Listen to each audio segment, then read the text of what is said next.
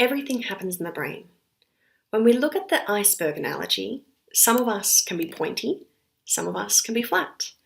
We are all very different on the surface, but beneath the surface, we're not very different. We all have our own stories, hopes, and dreams that make us who we are. One thing is what we show on the outside, the story we tell and believe in. The other are our internal stories and realities that are often harder to accept.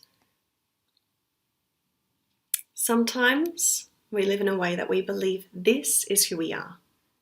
But living in one or another is living in a lie. It's false. It creates a false self.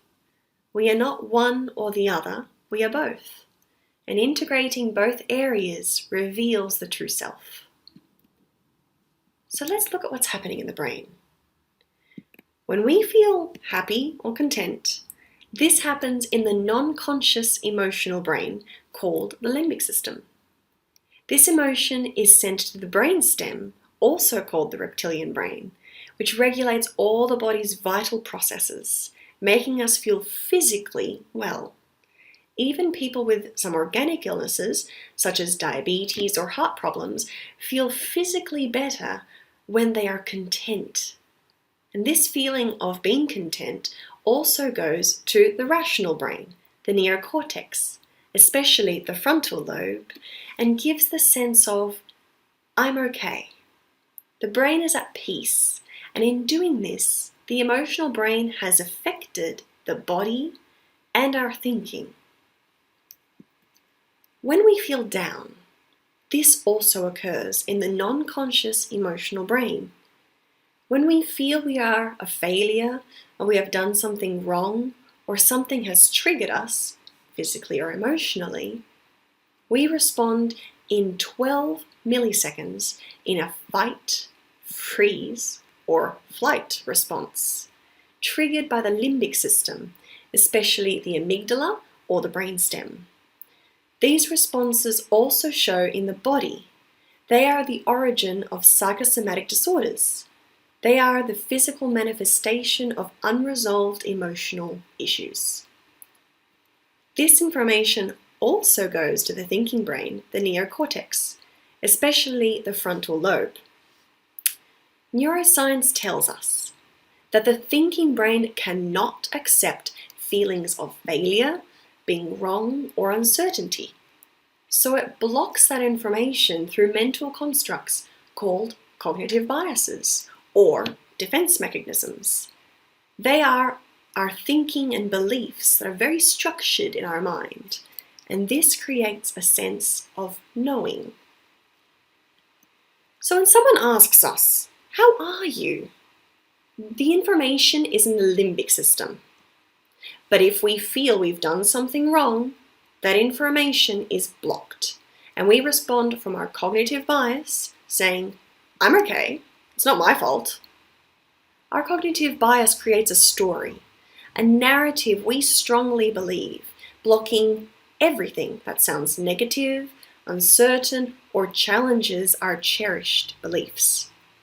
It makes us believe we're someone we're not. This is a false self.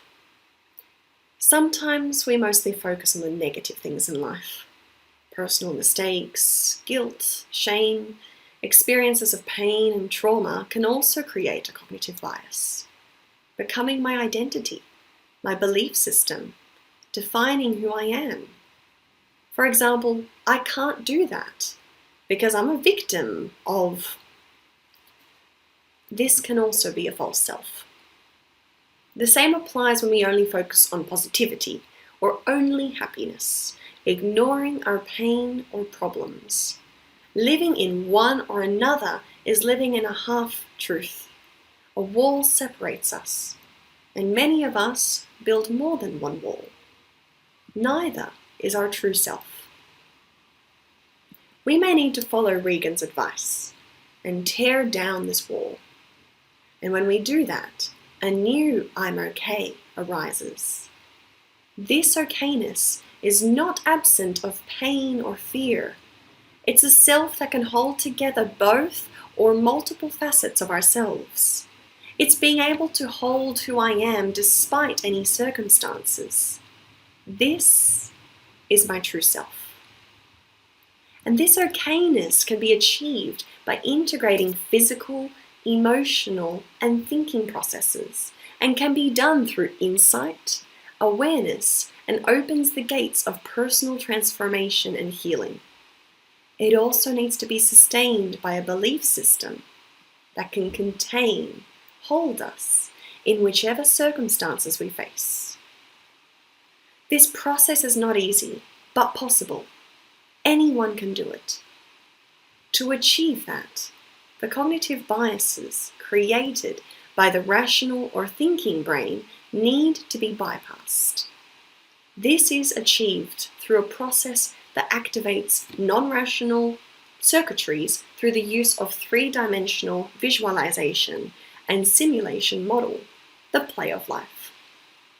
The next unit addresses how the play of life bypasses our constructs, breaking the walls, and how to deal with our cognitive biases, transforming our beliefs and manage our emotions and behaviors better towards enjoying and living a happy life for us and those around us.